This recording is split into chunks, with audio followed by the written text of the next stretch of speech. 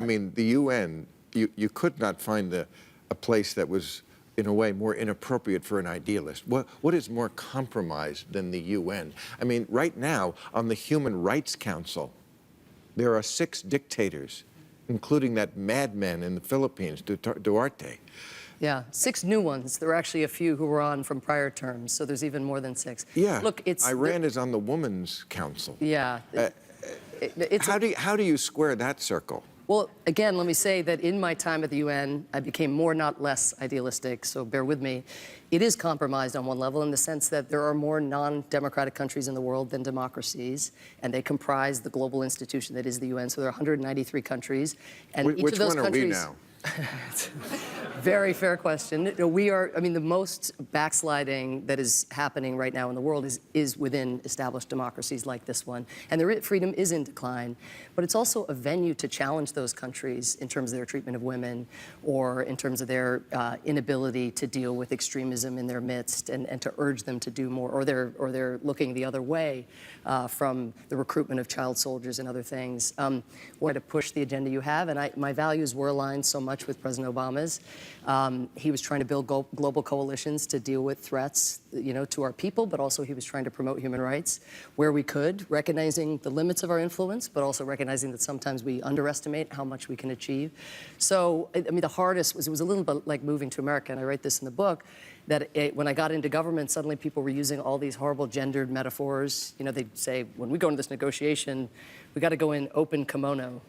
And I'd be like, open kimono? Open, yeah, I never heard that one. Yeah, no, this is like, there's a whole bureaucratic language. David Bowie had that open kimono. Yeah. Remember that? It's a big thing, yeah. But there was a lingo, there was learning how to build coalitions. I mean, you know, I've written a book called The Education of an Idealist, and it suggests the arc, you know, would be one from idealism to realism, from the recruitment of child soldiers and other things. One of the concepts that I tried to introduce to my team was the idea of shrinking the change, because even when you're in the government and you're in the cabinet of the President of the United States, as I had the privilege of being, you feel small next to the abusiveness of these governments, or the refugee problem, the 70 million people who are displaced today, or the warming planet.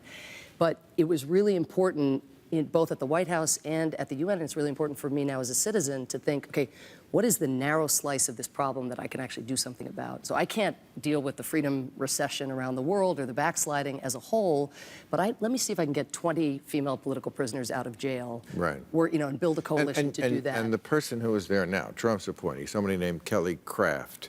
She was a big Republican donor. Now, it's not unusual to appoint a Republican or a Democratic donor, but usually they do it to some ambassadorship where it's not a big deal. But UN? Yeah. Her husband's a coal magnate. She believes there are good scientists on both sides of the climate debate. So I guess my question is, you know, this is a week when we're talking, or I'm going to be talking a lot about the stooges that Trump has put in place. We see this now with what's going on with the whistleblower scandal. Somebody at the head of the DNI looks to me like a stooge. Bill Maher plainly is that. What about the UN? What about the diplomatic corps? Is that hollowed out? How deep is the deep state? I keep asking. Well, I can say that one of the things that happened after Trump was elected, and it was shocking to many people, but you can imagine the people on my team who helped negotiate the Paris Agreement or the Iran nuclear deal, right, or minorities or people with disabilities, people who, you know, classes of people who've been attacked by the candidate Trump. It was an incredibly dispiriting event for some of them, and yet they all resolved to stay, basically, to serve our country, the career Foreign Service officers, right, the career civil service servants. But they found themselves so marginalized, held in such contempt at the highest level, and the key is that expertise is not valued. You know, when everything is deemed an opinion, and when science isn't valued, and when language expertise or having lived in a country isn't held in high regard, it's been very hard for those people to stay. So the hollowing out is real, and part of what's going to need to happen if when a Democrat is elected to replace the current president. People who are skeptical of government and skeptical of our ability to do good are going to have to come and be part of the recovery. We are going to have to rebuild institutions that have been ravaged. And Obama's foreign policy doctrine was famously summarized as don't do stupid shit. Trump's, of course, is do stupid shit. Do a lot of stupid shit as quickly as possible. What, yeah. what should a liberal foreign policy doctrine be? Well, I think it starts with the strength of our democracy at home, which is our #1 priority. It starts with strengthening our democratic institutions, not attacking the media, not attacking judges, not attacking minorities. Obviously, when we have a democracy that is the envy of the world, and we've always had major issues at home, of course, but we've still been a bit of a light. And a lot of people around the world would love to have the freedoms that many of us get to enjoy here. So starting there, that's our foundation.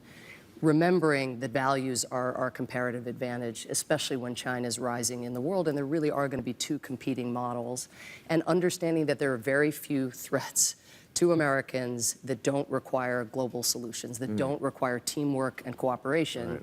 That doesn't mean the use of military force, which has been overused. Our foreign policy now, we have soldiers active in counterterrorism activities of some kind in more than 40% of the countries in the world. And that militarization is not sustainable, it's not fair to those soldiers, and we have to change that.